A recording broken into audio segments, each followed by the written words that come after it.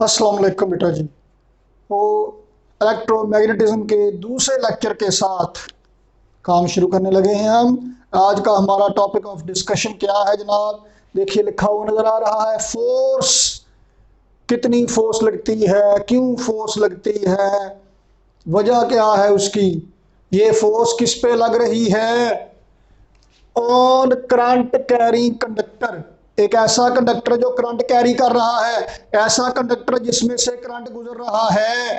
Conductor में से गुजरने वाले करंट, कंडक्टर में से गुजरने वाले करंट की वजह से लगने वाली फोर्स। शर्त क्या है? That conductor is placed in magnetic field.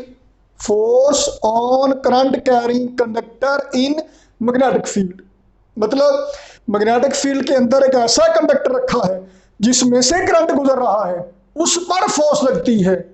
कब, क्यों, कैसे, कहां, वजह देख लेते हैं जनाब। यानी एक्सपेरिमेंटल सेटअप, ऐसे हो जाऊं मैं।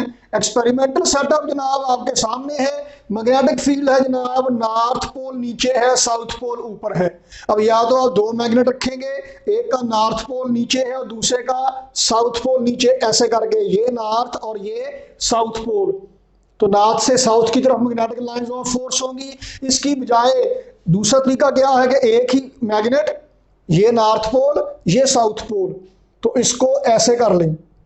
अब ऐसे रखें, north pole south pole, U shape का मैग्नेट, इसे हॉर्स शू मैग्नेट भी कहा जाता है। इसको ऐसे रखें, ए ऐसे देखिए सेटअप में, नॉर्थ पोल नीचे साउथ पोल ऊपर, हॉर्स शू। और घोड़े के पांव के नीचे जो पंजाबियों के खुरियां लाउनी है, नाल होता है, हॉर्स शू। तो जनाब उस शक्ल का यू शेप का मैग्नेट है, नॉर्थ पोल नीचे साउथ पोल ऊपर, मैग्नेटिक लाइंस ऑफ फोर्स यानी मैग्नेटिक फील्ड नीचे से ऊपर को है। इस मैग्नेटिक फील्ड में हमने ये एक्सपेरिमेंटल सेटअप रख दिया, बैटरी लगा दी, साथ स्विच लगा दिया। तो जनाब ये यही स्विच है जो पिछले लेक्चर में भी आपको दिखाया था, ऑन ऑफ ऑन ऑफ, इसे कहते हैं ओपन। खोल दिया, ओपन का मतलब होता है ऑफ, क्लोज, क्लोज कर दिया, क्लोज का मतलब है on, open close, open close, open close, of on, of on, of on. देखा ना? तो जनाब ये स्विच हमने यहाँ पे लगा दिया, बैटरी लगा दी हमने, और ये दो जनाब रखी हमने कॉपर रेल्स, रेल, रेल की पटड़ियों की तरह। ये देखिए मोअज़्ज़ज़ खातिनों हजरात, ये दो हैं जनाब कॉपर रेल्स। ऐसे करके मैं खुद भी थोड़ा स्क्रीन में आ जाऊं, मैं भी शूटिंग में हिस्सा ले लूं। ये देखें जी, ये दो कॉपर रेल्स हैं जनाब, इनके ऊपर ये जैसे जनाब रेल की पटड़ियों के ऊपर रेल या ठेला चलता है ना, ऐसे ये कंडक्टर है जनाब जो स्लाइड करेगा। देखा, आ आ आ आ ओ मजा आ रहा है। हाँ जी, अच्छा लेक्चर हो रहा है। तो जनाब ये हमने ब्लू कलर का मैंने यहाँ पे लगाया, तो ये भी ब्लू कलर का मैंने इस्तेमाल कर लिया। ये इजीली स्लाइड कर सकता है, मूव कर सकता है इसके ऊपर। और जनाब इन कॉपर रेल्स के साथ यहाँ पे बैटरी लगा दी। जो ही स्विच ऑन करेंगे, तो इतनी तो हमें अब अकल है कि स्विच ऑन करने पर करंट होता है। तो जनाब बैटरी लगाई हुई है हमने पॉजिटिव टर्मिनल की वजह से, यहाँ पे ये वाला बनेगा पॉजिटिव टर्मिनल, हायर पोटेंशियल, ये लोअर पोटेंशियल। तो कन्वेंशनल करंट किधर को होगा? यहाँ से आएगा इधर को, यहाँ से जाएगा इधर को, यहाँ से जाएगा इधर को। जनाब ये इधर को असल में ऐसे ऊपर को नहीं है, ये 3D में बनने वाली डायग्राम है, आपको नजर आ रही है ऐसे, लेकिन असल में ये ऐसे है। आई होप कि आप ऐसे देखने में आपको पता चल जाएगा कि ये कहाँ पे कैसे है सेटअप। और यहाँ पे रखा हुआ है जनाब कंडक्टर, चलो मैं ऐसे रखता हूँ, इसका मुंह इधर को है करंट की डायरेक्शन में, ये देखिए, ठीक है जी। तो जनाब क्या हो रहा है कि बैटरी का जो पॉजिटिव टर्मिनल है वहां से चार्ज कैरियर आ रहे हैं और करंट है इधर को। करंट किधर को है? बाहर से अंदर को। आप बैठे देख रहे हैं यहाँ पे, away from the reader into the plane of whiteboard, into the plane of paper, away from the reader है करंट। ऐसे आप इस डायग्राम के मुताबिक देखेंगे, देख सकते हैं ऐसे करके। लो ये एक्सपेरिमेंट क्या बयान करता है, एक्सपेरिमेंट क्या कहता है? एक्सपेरिमेंट ये कहता है, ऑब्जर्वेशन क्या है कि जो ही आप स्विच ऑन करेंगे ये कंडक्टर मूव करेगा, इधर को चल पड़ेगा। वैसे ये बिल्कुल प्लेन पड़ा है, यहाँ पड़ा हुआ होगा, जो ही आप स्विच ऑन करेंगे ये इधर को चल पड़ेगा। इसका मतलब ये क्यों चल पड़ा, क्योंकि इस पर फोर्स लगी है। हमें ये तो पता है कि अब इसको मैग्नेटिक फील्ड में रखा, पहले स्विच ऑफ था, ये सारा एक्सपेरिमेंटल सेटअप हमारा मैग्नेटिक फील्ड में पड़ा है, तो कंडक्टर मैग्नेटिक फील्ड में पड़ा है लेकिन कोई फोर्स नहीं लग रही है। जो ही हम स्विच ऑन करेंगे ये बन गया करंट कैरिंग कंडक्टर, एक ऐसा कंडक्टर जिसमें से करंट गुजर रहा हो, एक ऐसा कंडक्टर जिसमें से करंट गुजर रहा हो। तो ये जनाब अब कंडक्टर में से करंट गुजर रहा है, करंट कैरिंग कंडक्टर बन गया। ओ ऑपरेटर ही डिग पिया, ओए होए। तो जनाब अब ये करंट कैरिंग कंडक्टर बन गया। तो अब ये मैग्नेटिक फील्ड में रखा हुआ है एक ऐसा कंडक्टर जिसमें से करंट गुजर रहा है, तो उस पर फोर्स लगेगी। ये फोर्स क्यों लगेगी ये तो हम डिस्कस करेंगे अभी चंद ही लम्हों के बाद। पहले हम ये देख लें कि ये फोर्स कब कब चेंज हो जाएगी। ये जो फोर्स लग रही है, this force is directly proportional to magnetic field strength. कौन सा मैग्नेटिक फील्ड है, ये बी वो मैग्नेटिक फील्ड है जिस मैग्नेटिक फील्ड में आपने ये सारा सेटअप प्लेस किया है। ठीक है जी, मैं थोड़ा इधर करके लिख लूं ताकि बोर्ड पे जरा जगह बच जाए, सारा बोर्ड ही ना मलिया जाए, मतलब भर ना जाए, जगह ही ना बचे, हो सकता है फिर। तो force directly related to magnetic field strength, मतलब जितने ज्यादा स्ट्रॉन्ग मैग्नेटिक फील्ड में आप रखेंगे कंडक्टर को, उस पर लगने वाली फोर्स भी उतनी ही ज्यादा होगी। ठीक है, डिस्कशन अभी करते हैं कि ऐसा क्यों है। जनाब आली अभी ये सवाल भी बाकी है कि फोर्स लगती क्यों है, आखिर मुसीबत क्या है कि फोर्स लगती है।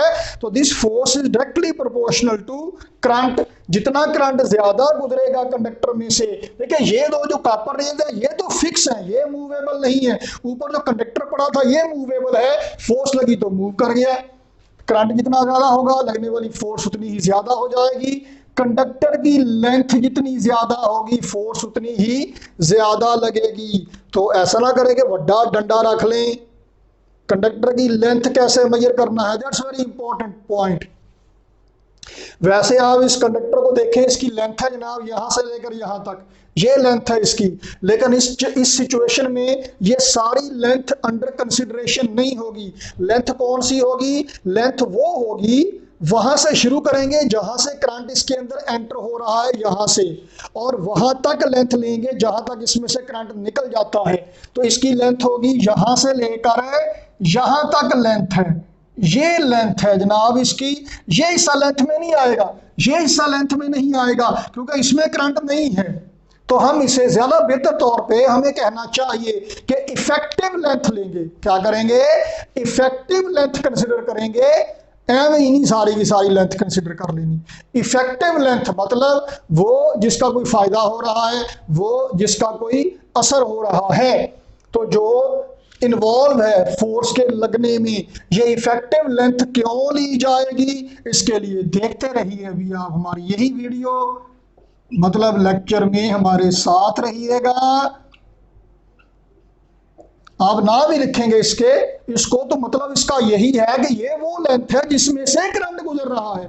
ओके जी, उसके बाद जनाब 3 फैक्टर हो गए जिन पे फोर्स डिपेंड करती है। Force directly proportional to sine theta, theta जितना ज्यादा होगा साइन थीटा ज्यादा होगा, फोर्स उतनी ज्यादा लगेगी। ये थीटा किस किस के दरमियान बनने वाला एंगल है अभी देखते हैं, स्टे ट्यून्ड। तो ये सारे रिलेशन इकट्ठे करेंगे, I L B sine theta, proportionality खत्म करेंगे, यहाँ पे प्रोपोर्शनैलिटी कांस्टेंट है 1, F is equal to I L B sine theta. चूंकि साइन आ रहा है तो ये क्रॉस प्रोडक्ट बनने वाला है, अभी देखते रहिएगा। पहले हम डिस्कस करते हैं शुरू से। सवाल नंबर 1 ये है जनाब के जब आप कंडक्टर को प्लेस करते हैं मैग्नेटिक फील्ड में तो आखिर ऐसा क्या होता है कि उस पर फोर्स लग जाती है। आइए मोअज़्ज़ज़ ख़ातीनो हज़रात देखते हैं कि ऐसा क्या होता है कि उस पर फोर्स लग जाती है। जनाब आली अब यहाँ पे जब स्विच ऑन करते हैं कंडक्टर में से करंट गुजरता है तो यहाँ बन जाते हैं 2 मैग्नेटिक फील्ड। देखें जी, जब तक हमने ये स्विच ऑन नहीं किया था, ये मैग्नेटिक फील्ड है नीचे से ऊपर को, जिस मैग्नेटिक फील्ड में हमने कंडक्टर को प्लेस किया हुआ है, इसमें ये कंडक्टर ऐसे पड़ा हुआ है, ऐसे, ये आपको नजर आ रहा है ना, हाँ जी ठीक है, ये कंडक्टर तो जनाब इसमें ऐसे पड़ा हुआ है यहाँ पे और करंट गुजर रहा है। जब स्विच ऑन करेंगे, फिलहाल तो मैग्नेटिक फील्ड एक है, एक्सटर्नल मैग्नेटिक फील्ड जिसमें आपने कंडक्टर को रखा हुआ है, और ये है नीचे से ऊपर को, ये magnetic field, external magnetic field, ये परमानेंट मैग्नेटिक फील्ड इसे कहेंगे। जो ही स्विच ऑन करते हैं कंडक्टर में से करंट गुजरता है, और ये बात हम तय कर चुके हैं वो कंपस नीडल वाले एक्सपेरिमेंट से कि जब कंडक्टर में से करंट गुजरता है तो इसके सराउंडिंग रीजन में करंट की वजह से मैग्नेटिक फील्ड पैदा हो जाता है। और वो कैसे मालूम करते हैं? राइट हैंड रूल से। अब करंट ऐसे है तो मैग्नेटिक फील्ड कैसे होगा? इसकी वजह से सर्कुलर मैग्नेटिक फील्ड होगा इसके गिर्द, ऐसे क्लॉकवाइज, देखिए क्लॉकवाइज है ना, ऐसे करके। तो अब इस कंडक्टर में से गुजरने वाले करंट की वजह से मैग्नेटिक फील्ड पैदा हो गया ऐसे क्लॉकवाइज। तो बेटा जी अब यहाँ पे दो मैग्नेटिक फील्ड बन गए हैं, एक परमानेंट मैग्नेटिक फील्ड और दूसरा कंडक्टर में से गुजरने वाले करंट की वजह से मैग्नेटिक फील्ड। एक परमानेंट मैग्नेटिक फील्ड, दूसरा कंडक्टर में से गुजरने वाले करंट की वजह से मैग्नेटिक फील्ड। तो अब ये दोनों मैग्नेटिक फील्ड इंटरेक्ट करेंगे, क्या करेंगे? इंटरेक्ट करेंगे। आप देखें कि कंडक्टर को कैसे रखा है मैग्नेटिक फील्ड में, magnetic field, magnetic lines of force और कंडक्टर एक दूसरे के साथ एंगल कितना बना रहे हैं? 90 का। कंडक्टर परपेंडिकुलरली रखा हुआ है मैग्नेटिक फील्ड में, एंगल 90 बन रहा है, sin 91, फोर्स मैक्सिमम है फिलहाल। तो कंडक्टर में से गुजरने वाले करंट की वजह से मैग्नेटिक फील्ड इसका अपना भी बन गया। अब दोनों मैग्नेटिक फील्ड एक दूसरे को देखते हैं क्या कर रहे हैं। इस कंडक्टर के इधर वाली साइड में देखें, दोनों फील्ड क्या कर रहे हैं? एक दूसरे को सपोर्ट कर रहे हैं। दोनों मैग्नेटिक फील्ड एक दूसरे को सपोर्ट कर रहे हैं। ओके जी, तो नतीजा क्या होगा कि यहां पे मैग्नेटिक फील्ड की स्ट्रेंथ ज्यादा हो जाएगी, और कंडक्टर के इधर वाली साइड में करंट की वजह से मैग्नेटिक फील्ड है नीचे को और परमानेंट मैग्नेटिक फील्ड है ऊपर को। नतीजा क्या होगा? दोनों मैग्नेटिक फील्ड एक दूसरे को अपोज कर रहे हैं। जब दोनों मैग्नेटिक फील्ड एक दूसरे को अपोज कर रहे होंगे, जब दोनों मैग्नेटिक फील्ड अपोज करेंगे, यहां पे मैग्नेटिक फील्ड की स्ट्रेंथ क्या होगी? कम हो जाएगी। तो नतीजा क्या होगा कि इस कंडक्टर के इधर वाली साइड पे दोनों मैग्नेटिक फील्ड सपोर्ट करेंगे, इधर अपोज करेंगे, इधर स्ट्रेंथ ज्यादा हो जाएगी, इधर कम हो जाएगी। तो ज्यादा स्ट्रेंथ से कम की तरफ धक्का पड़ेगा, इस सिमत में फोर्स लगेगी। डेमोन्स्ट्रेशन में यही आपको दिखाया कि कंडक्टर इधर को मूव करेगा, इस सिमत में कंडक्टर पर फोर्स लगेगी। तो जनाब पहली बात यह है कि जब आप एक करंट कैरिंग कंडक्टर को मैग्नेटिक फील्ड में रखते हैं तो उस पर फोर्स क्यों अमल करती है? क्योंकि करंट की वजह से एक अपना मैग्नेटिक फील्ड बन जाता है, जनरेट हो जाता है कंडक्टर के सराउंडिंग रीजन में। दोनों मैग्नेटिक फील्ड एक दूसरे के साथ इंटरेक्ट करते हैं, एक तरफ सपोर्ट करते हैं, एक तरफ अपोज करते हैं। नतीजा क्या होता है कि हर मैग्नेटिक फील्ड से, हर फील्ड से लोअर फील्ड की तरफ धक्का पड़ता है, फोर्स लग जाती है। अब हम देखते हैं कि ये फोर्स डिपेंड करती है किन किन फैक्टर्स पे, कौन कौन से पैरामीटर्स पे, कैसे फोर्स ज्यादा हो जाएगी और कैसे फोर्स कम हो जाएगी। तो आइए देखते हैं जनाब। Force directly proportional to magnetic field. इस एक्सटर्नल मैग्नेटिक फील्ड की स्ट्रेंथ आप जितनी ज्यादा करेंगे, एक्सटर्नल मैग्नेटिक फील्ड की स्ट्रेंथ जितनी ज्यादा करेंगे, लगने वाली फोर्स उतनी ही ज्यादा हो जाएगी। वजह क्या है कि ये मैग्नेटिक फील्ड जितना ज्यादा स्ट्रांग होगा, इधर वाली साइड पे सपोर्ट मिलेगी उतनी ज्यादा, यहाँ पे ज्यादा स्ट्रांग हो जाएगा, यहाँ अपोजिशन मिलेगी उतनी ज्यादा। नतीजा क्या होगा? यहाँ पे अपोजिशन जितनी ज्यादा होगी, फील्ड की स्ट्रेंथ उतनी कम हो जाएगी, फील्ड वीक हो जाएगा। सॉरी, नतीजा क्या होगा? नतीजा ये होगा कि इधर फील्ड की स्ट्रेंथ पहले से ज्यादा और इधर पहले से कम, डिफरेंस फील्ड का ज्यादा होगा, फोर्स ज्यादा लगेगी। तो बी ज्यादा करने से, एक्सटर्नल मैग्नेटिक फील्ड की स्ट्रेंथ ज्यादा करने से फोर्स ज्यादा लगेगी। दूसरा पैरामीटर, करंट ज्यादा करने से फोर्स ज्यादा हो जाएगी। क्यों? क्योंकि करंट ज्यादा करने से ये सर्कुलर मैग्नेटिक फील्ड ज्यादा स्ट्रांग हो जाएगा। बाकी फिर वही बात कि इधर फिर स्ट्रेंथ ज्यादा हो जाएगी, सपोर्ट ज्यादा मिलेगी, इधर अपोजिशन ज्यादा मिलेगी, डिफरेंस ज्यादा हो जाएगा तो धक्का भी ज्यादा पड़ेगा। तीसरे नंबर पे force directly proportional to length.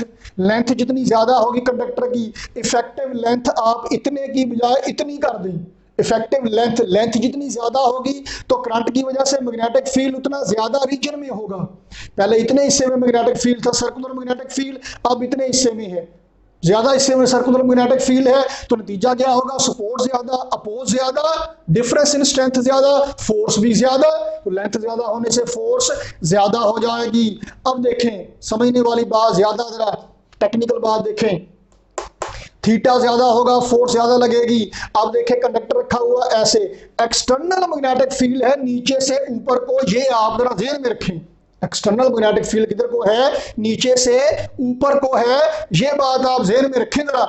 तो जनाब एक्सटर्नल मैग्नेटिक फील्ड जब नीचे से ऊपर को है, चलो ठीक है पक्की बात है, आपने कंडक्टर को रखा ऐसे, थीटा कितना है 90, कंडक्टर और मैग्नेटिक फील्ड के दरमियान एंगल 90 है।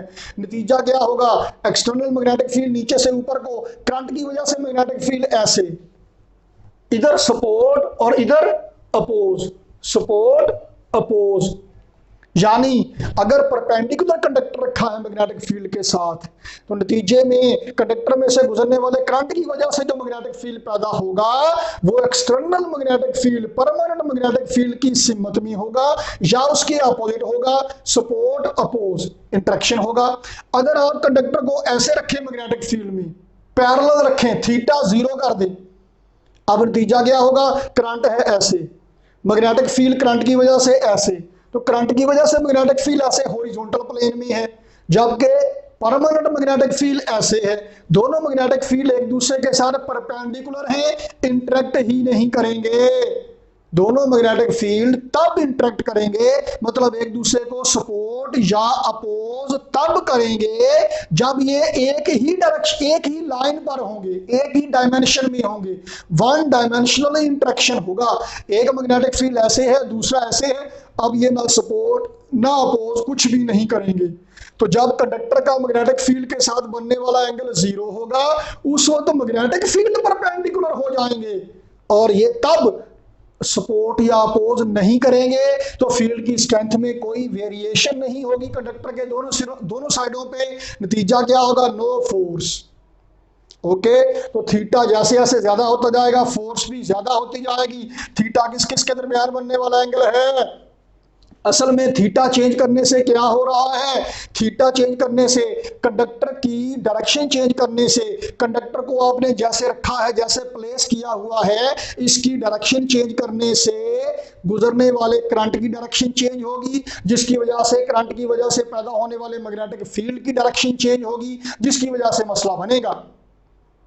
तो IL/B sin theta force vector है, B मैग्नेटिक फील्ड भी वेक्टर है, तो I और L क्या ये वेक्टर हैं, करंट भी स्केलर होता है, लेंथ भी स्केलर होता है, होती है वैसे तो, लेकिन यहाँ पे वेक्टर है। क्यों, क्योंकि जब आप कंडक्टर की डायरेक्शन चेंज करते हैं, करंट की डायरेक्शन चेंज करते हैं, करंट इधर को है, मैग्नेटिक फील्ड ऐसे है, इंटरेक्शन होगा, करंट ऐसे है, मैग्नेटिक फील्ड ऐसे है, इंटरेक्शन नहीं होगा। तो करंट की डायरेक्शन चेंज करने से फोर्स पे फर्क पड़ रहा है, करंट की डायरेक्शन चेंज करने से फोर्स पर फर्क पड़ रहा है। इसका मतलब है करंट हैज डायरेक्शनल प्रॉपर्टीज, तो हमें करंट को वेक्टर कहना चाहिए, करंट को वेक्टर कहना चाहिए। सियाने कहते हैं कि बुरे को ना मारो, बुरे की मां को मारो, ताकि वैसा कोई और ना पैदा हो जाए। तो हम करंट की बजाय उस पेरेंट प्रॉपर्टी को वेक्टर लेते हैं जिसकी वजह से करंट चेंज हो रहा है, खज्जल खराब हो रहा है। करंट किस वजह से चेंज हो रहा है, करंट कभी ऐसे है कभी ऐसे है, ये कंडक्टर की वजह से चेंज हो रहा है। कंडक्टर की लेंथ की डायरेक्शन आप ऐसे करें, करंट ऐसे होगा, कंडक्टर की लेंथ की डायरेक्शन आप ऐसे करें, करंट चेंज हो जाएगा, मैग्नेटिक फील्ड चेंज हो जाएगा। इसका मतलब है करंट खुद ब खुद चेंज नहीं हो रहा, लेंथ की डायरेक्शन चेंज करने से करंट की डायरेक्शन चेंज हो रही है। कंडक्टर की लेंथ की डायरेक्शन चेंज करने से करंट की डायरेक्शन चेंज हो रही है, लेंथ चेंज करने से करंट चेंज हो रहा है, लेंथ चेंज करने से करंट चेंज हो रहा है। तो लेंथ चेंज करने से करंट चेंज हो रहा है, इसका मतलब यह है कि लेंथ पेरेंट है, करंट उस पर डिपेंडेंट है, तो हम लेंथ को वेक्टर कंसीडर करेंगे। तो लेंथ को वेक्टर कंसीडर करेंगे, force is equal to I, current को इस रौले से बाहर रखें, L क्रॉस B। मोअज़्ज़ज़ खातिनो हजरात, फर्स्ट ईयर में सेकंड चैप्टर में क्रॉस प्रोडक्ट की एग्जांपल देते हुए ये एग्जांपल दी गई, वहां पे आपको बताया था कि लेंथ एक दिन वेक्टर हो जाएगी, वो एक दिन आज का है, मतलब यहाँ पे हमने डिस्कस किया कि लेंथ क्यों वेक्टर है। कहते हैं कि बारहसिंगा माँ के पेट से सींगों समेत पैदा नहीं होता, दुनिया में आके देखता है कि जब हालात ऐसे हैं, सर्वाइवल नहीं है, सींग उगा लेता है। तो बजाते खुद ये खाकी अपनी फितरत में नूरी है ना नारी है। तो ये लेंथ अपनी फितरत में स्केलर है ना वेक्टर है, डिपेंड करता है सिचुएशन क्या है। अगर डायरेक्शन चेंज करने से जवाब में फर्क आ रहा है तो वेक्टर है, नहीं आ रहा तो वेक्टर है नहीं है। ठीक, तो जनाब यहाँ पे लेंथ को वेक्टर लेंगे, करंट को नहीं लेंगे, क्योंकि लेंथ की वजह से करंट चेंज हो रहा है। करंट तो बेचारा डिपेंडेंट है लेंथ चेंज करने से। तो थीटा किस किस के दरमियान एंगल है? कंडक्टर की लेंथ और मैग्नेटिक फील्ड के दरमियान एंगल है। अब कंडक्टर की लेंथ किधर को लेंगे? लेंथ इधर को भी हो सकती है, इधर को भी हो सकती है। लेंथ उस सिमत में लेंगे जिधर को करंट है, लेंथ उस सिमत में लेंगे जिधर को करंट है। तो जनाब ये फोर्स है F is equal to I L cross B, I L B sine theta. तो यहां से हम मैग्नेटिक फील्ड स्ट्रेंथ को डिफाइन करते हैं, B is equal to F over I L sine theta, B is equal to F over I L sine theta. लेकिन अब यहाँ पे इससे पहले कि हम यहाँ से मैग्नेटिक फील्ड की स्ट्रेंथ को डिफाइन करें, एक और काम कर लेते हैं। पहले एक और राइट हैंड रूल, पहला तो करंट की वजह से मैग्नेटिक फील्ड वाला राइट हैंड रूल था ना, अब दूसरा राइट हैंड रूल आएगा। ये राइट हैंड पाम रूल कहलाता है। आपने शायद कभी पहले जूनियर क्लास में फ्लेमिंग लेफ्ट हैंड रूल पढ़ा हो, वो लेफ्ट हैंड रूल फ्लेमिंग का था। अब हम ये लॉजिक वही है, थोड़ा सा नोटेशन में फर्क होगा, टारगेट वही है, मकसद वही है। राइट हैंड पाम रूल क्या है? इसमें ये उंगलियां मैग्नेटिक फील्ड को ज़ाहिर करती हैं। उंगलियां मैग्नेटिक फील्ड को, इस सिचुएशन में देखें मैग्नेटिक फील्ड ऊपर को है, अंगूठा ज़ाहिर करता है किसको? कंडक्टर की लेंथ को। ये काम कंडक्टर की लेंथ आप किधर को लेंगे, कौन सी सीमत में लेंथ होगी, ये जरा याद रखना मुश्किल होता है। तो याद रखिए जिधर को करंट है उधर को लेंथ है, करंट की सीमत में ही लेंथ होगी, लेंथ की सीमत में करंट है। तो ये मैग्नेटिक फील्ड, ये लेंथ यानी करंट, हथेली की सीमत में फोर्स, इधर को फोर्स लगी थी, हथेली की सीमत में मैग्नेटिक फील्ड, लेंथ यानी करंट, और हथेली की सीमत में फोर्स लगेगी। तो जनाब ये राइट हैंड पाम रूल याद रखिएगा, आगे सारे चैप्टर में, अगले चैप्टर में भी ये हमारे काम आता रहना है। जनाब यार ये मैग्नेटिक फील्ड स्ट्रेंथ के यूनिट देखते हैं। यूनिट इसके टेस्ला, निकोला टेस्ला के नाम पे घर में आपके टेस्ला होगा कपड़े धोने वाला, बस वहां से याद रखें टेस्ला। 1 टेस्ला कितनी मैग्नेटिक फील्ड स्ट्रेंथ है? 1 टेस्ला कितनी, किस मैग्नेटिक फील्ड की स्ट्रेंथ है? उस मैग्नेटिक फील्ड की स्ट्रेंथ 1 टेस्ला होगी। मोअज़्ज़ज़ खातिनो हज़रात, जिस मैग्नेटिक फील्ड में आपने 1 मीटर लेंथ वाला कंडक्टर रखा, 1 मीटर लेंथ वाला कंडक्टर रखा, उसमें से 1 एम्पेयर करंट गुजरा, 1 ampere current passing through the conductor of length 1 meter when it is placed perpendicularly in the magnetic field, and as a result when 1 Newton force is being applied, 1 Newton force is acted upon that conductor, then the strength of that external magnetic field is called 1 Tesla। वो साह चढ़ गया अंग्रेजी बोल के मैंने। तो 1 tesla is equal to 1 newton, ये पर मीटर पर एम्पेयर। टेस्ला है एसआई यूनिट्स, बेस यूनिट क्या है ये आप निकालेंगे, न्यूटन की जगह पे लिखेंगे kilogram metre per second square into per metre per ampere.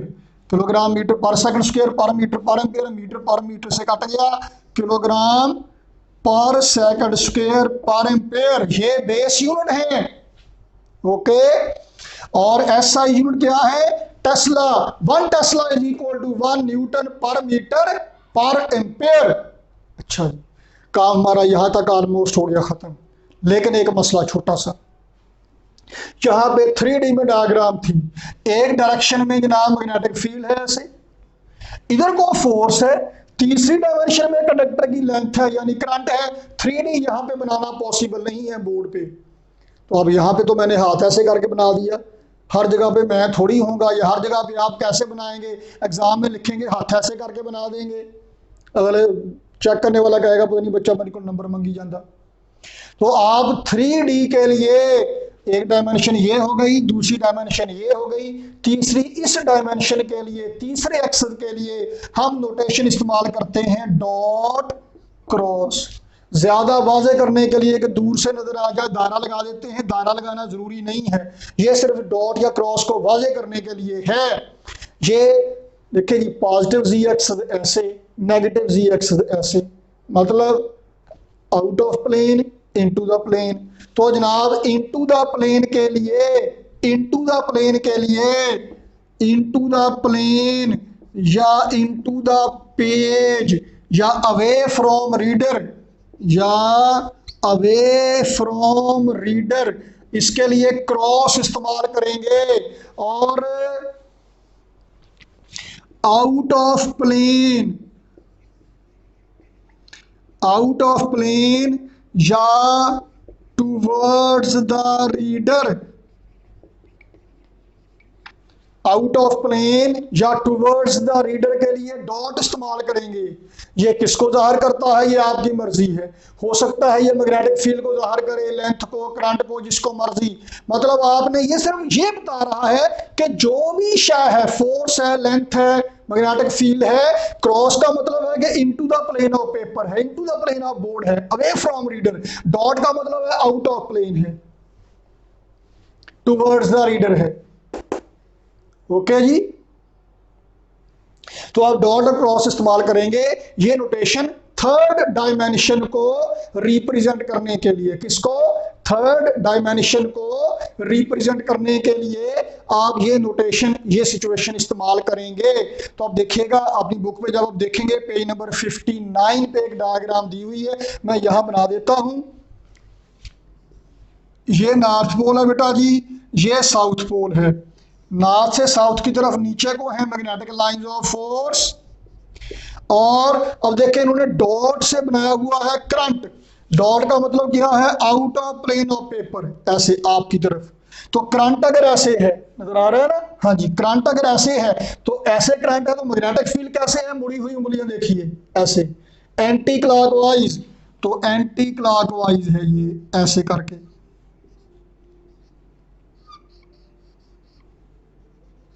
तो देखें यहां पे इस वाली साइड पे मैग्नेटिक फील्ड दोनों सपोर्ट कर रहे हैं, और इस वाली साइड पे दोनों मैग्नेटिक फील्ड एक ऊपर को है कि नीचे को अपोज कर रहे हैं। यहां फील्ड की स्ट्रेंथ ज्यादा, यहां फील्ड की स्ट्रेंथ कम, तो धक्का किधर को पड़ेगा, इधर को, हायर से लोअर फील्ड की तरफ फोर्स ये लग रही है।